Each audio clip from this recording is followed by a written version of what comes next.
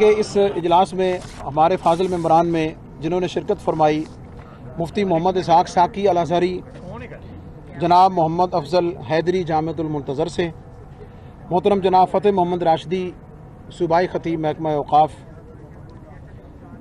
مولانا مفتی احمد رضا سیالوی، مفتی محمد عمران حنفی صاحب، مفتی عبد الرحمن صاحب رئیس التبلیغ بادشاہی مسجد، اور اس کے ساتھ ساتھ چودھری محمد اسلم صاحب ڈائریکٹر محکمہ موسمیات نے شرکت فرمائی، مفتی محمد احمد خان سعیدی صاحب نے شرکت فرمائی۔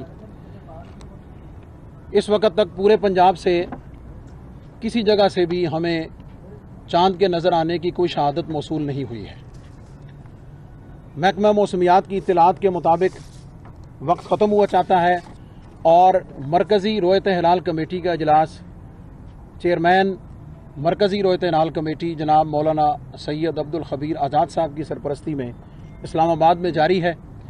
چاند کے بارے میں حتمی اعلان چیئرمین رویت ہلال کمیٹی مرکزی جناب مولانا سید عبد الخبیر آزاد صاحب فرمائیں گے۔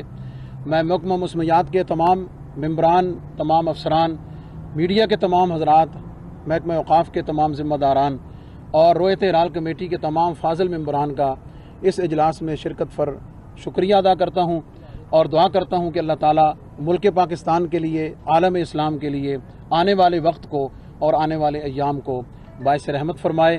میں مفتی محمد اسحاق ساقی صاحب سے گزارش کروں گا کہ وہ دعا پر پنجاب کے اس اجلاس کا اختتام فرمائیں۔ بسم اللہ الرحمن الرحیم۔ اللہم صلی علی محمد وعلی آل محمد کما صلیت علی ابراہیم وعلی آل ابراہیم انک حمید مجید۔ اللہم بارک علی محمد وعلی آل محمد کما بارکت علی ابراہیم وعلی آل ابراہیم انک حمید مجید۔ یا اللہ پاکستان کی معیشت کو مستحکم فرما، یا اللہ پاکستان کو ہمہ قسم کے خلفشار سے محفوظ فرما، یا اللہ پوری دنیا میں مسلمانوں کی حفاظت فرما، جہاں کہیں بھی مسلمانوں پر ظلم ہو رہا ہے اس ظلم کا خاتمہ فرما۔ اللہ رمضان المبارک کے مقدس مہینہ میں جتنی عبادات کسی بھی حوالے سے ہوئی ہیں مقبول و منظور فرما۔